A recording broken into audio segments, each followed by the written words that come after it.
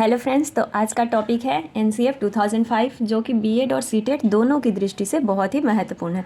तो स्वागत है आपका आपके अपने चैनल शीला क्लासेस में। तो चलिए फ्रेंड्स, अगर आप लोग नए हैं और आपको अगर मेरा पढ़ाया हुआ वीडियो पसंद आता है तो मेरे चैनल को लाइक, शेयर एंड सब्सक्राइब जरूर करें। तो चलिए पढ़ते हैं एनसीएफ 2005 नेशनल कैरिकुलम फ्रेमवर्क यानी राष्ट्रीय पाठ्यचर्या की रूपरेखा।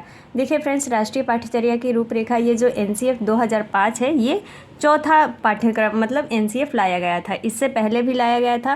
पहला लाया गया था 1975 में, पहला एनसीएफ आया था 1975 में, दूसरा लाया गया था 1988 में और तीसरा संशोधन किया गया था 2000 में और चौथा ये पाठ्यक्रम है एनसीएफ 2005। इसको भी संशोधन करने की बात की जा रही है। तो चलिए आज हम लोग इसी को डील करते हैं एनसीएफ 2005 को। देखिए फ्रेंड्स, ये किस लिए लाया गया था? ये इसलिए लाया गया था ताकि बच्चों को किस प्रकार से शिक्षा दी जाए, यानी राष्ट्रीय पाठ्यचर्या की रूपरेखा इसलिए लाया गया कि बच्चों को क्या, क्यों और कैसे पढ़ाया जाए ताकि वो अच्छे से समझ सकें। देखिए ये क्या है? दस्तावेज है यानी डॉक्यूमेंट्स है। राष्ट्रीय पाठ्यचर्या की रूपरेखा 2005 का अनुवादन संविधान के 8वीं अनुसूची में दी गई है। कब दी गई? ये क्वेश्चन भी पूछ लेता है कि किस अनुसूची में मतलब अनुवाद किया गया है। तो ये जितने भी राष्ट्रीय जो भाषाएं हमारी दी गई हैं 8वीं अनुसूची में, उन सभी भाषाओं में किया गया है इसका अनुवाद राष्ट्रीय पाठ्यचर्या 2005 का। इसका उद्भव जो किया गया था यानी जो कोटिस लिया गया है वो रविन्द्रनाथ टैगोर के निबंध सभ्यता और प्रगति से हुआ है। जो नेक्स्ट है, यह अब तक का नवीनतम राष्ट्रीय दस्तावेज है। मतलब 2005 जो है ये क्या है? राष्ट्रीय दस्तावेज है, नया।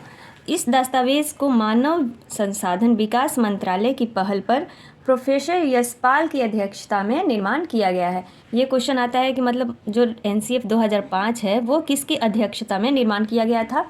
तो प्रोफेसर यशपाल की अध्यक्षता में निर्माण किया गया है। देखिए इसका जो मेन सूत्र है, फॉर्मूला है, मतलब इसका क्या मुख्य सूत्र है कि बिना भार के अधिगम यानी बिना भार के शिक्षा, लर्निंग विदाउट बर्डन। ये हमेशा पूछता है कि लर्निंग विदाउट बर्डन किस में मतलब इसका उल्लेख किया गया है, तो ये एनसीएफ 2005 में किया गया है। अब इसके हम लोग मार्गदर्शी सिद्धांत देख लेंगे जो कि एनसीएफ में 5 मेन सिद्धांत दिए गए हैं, उसको देखते हैं। देखिए फ्रेंड्स, एनसीएफ 2005 के मार्गदर्शी सिद्धांत जो कि 5 सिद्धांत दिए गए हैं एनसीएफ 2005 में 2005 में। चलिए इसको हम लोग देख लेते हैं इस प्रिंसिपल को कि इसमें क्या कहा गया है जो 5 सिद्धांत है। देखिए फ्रेंड्स, पहला कहा गया है कि ज्ञान को स्कूल के बाहर जीवन से जोड़ना चाहिए। मतलब ज्ञान जो है वो सिर्फ स्कूल के अंदर ही नहीं देना चाहिए बल्कि उन्हें बाहरी जीवन से भी जोड़ना चाहिए। उनको बाहर के जीवन से भी अवगत कराना चाहिए कि बाहर का जो माहौल है वो कैसा है। तो उनको ऐसी भी शिक्षा देनी चाहिए जिससे कि वो बच्चे इंटरेक्ट हो सके बाहरी जीवन से। दूसरा सिद्धांत इनका क्या है कि पढ़ाई को रटंत प्रणाली से मुक्त कराना। मतलब देखिए यहाँ पर कहा गया कि बच्चों को सिर्फ रटाना नहीं है, यानी सिर्फ रोट प्रणाली, ये तो हमेशा नेगेटिव ही रहता है। ये सीटेट में भी आता है कि प्रणाली कैसी होनी चाहिए, तो रटंत बिल्कुल नहीं होगी। वहाँ बच्चों को बोध कराना है, समझाना है। इस प्रणाली से हमेशा उन्हें दूर रखना है, यानी रटने की जो प्रणाली है उससे दूर रखना है बच्चों को। तीसरा क्या है कि पाठ्यचर्या पाठ्य पुस्तक केंद्रित न रह जाए। इनका कहना है कि जो पाठ्यचर्या है, पाठ्य पुस्तक है, जो भी चीज़ें बनाई गई है वो मतलब ये बाल केंद्रित होनी चाहिए, पाठ्य पुस्तक केंद्रित नहीं होना चाहिए। ऐसा नहीं होना चाहिए कि बच्चे के लिए, मान लीजिए सबके लिए हितकर है लेकिन वो विषय जो है वो बच्चे के लिए हितकर नहीं है तो वो बेकार है। इसीलिए कोई भी पाठ्यचर्या बने, कोई भी पाठ्य पुस्तक तैयार की जाए वो बाल केंद्रित हो, बच्चे के हित में हो। तो ये कहा गया है तीसरे पॉइंट में।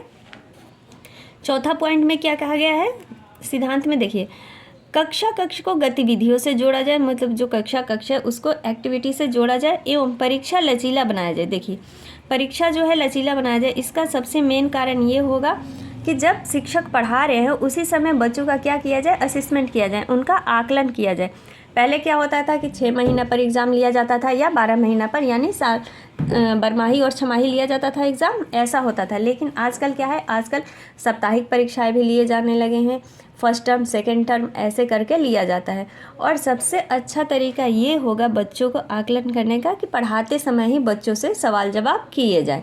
तो चौथा पॉइंट ये था कि परीक्षा को लचीला बनाया जाए, ना कि मतलब ऐसा बनाया जाए जिससे कि बच्चे डर जाएं।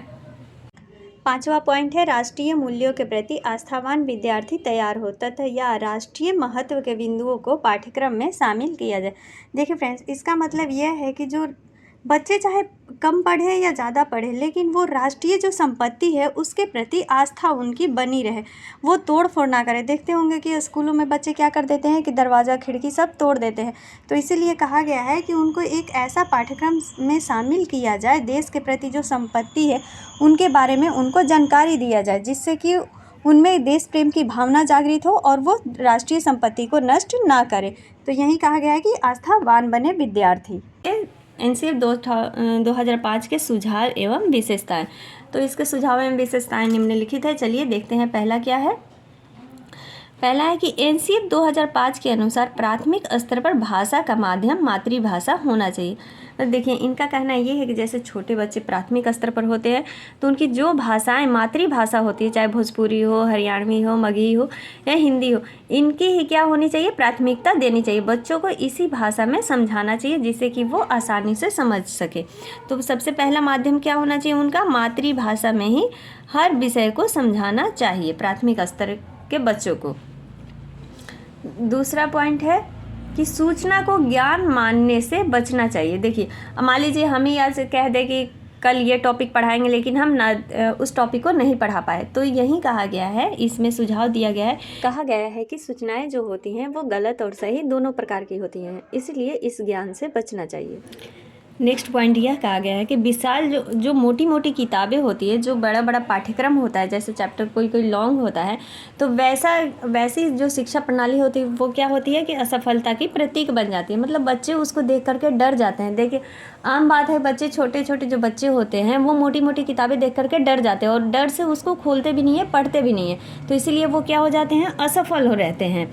नेक्स्ट पॉइंट है कि अभिभावकों को सख्त संदेश दिया जाए कि बच्चों को छोटी उम्र में निपुण बनाने की चाह रखना गलत है। मतलब उनको यह कहा जाए कि जो बच्चे छोटे हैं उनसे अगर आप इतनी बड़ी बड़ी बातें कहेंगे, वो रखेंगे, उम्मीद रखेंगे, तो क्या है कि ये गलत है। उनको ये सब उम्मीद ना रखनी चाहिए और बच्चों के ऊपर ये नहीं लादना चाहिए कि तुम डॉक्टर बनो, इंजीनियर बनो या जो भी बनो, ये सब नहीं कहना चाहिए। बच्चों को उनकी अपनी उम्र पर छोड़ देना चाहिए, वो जो चाहें वो कर सकते हैं।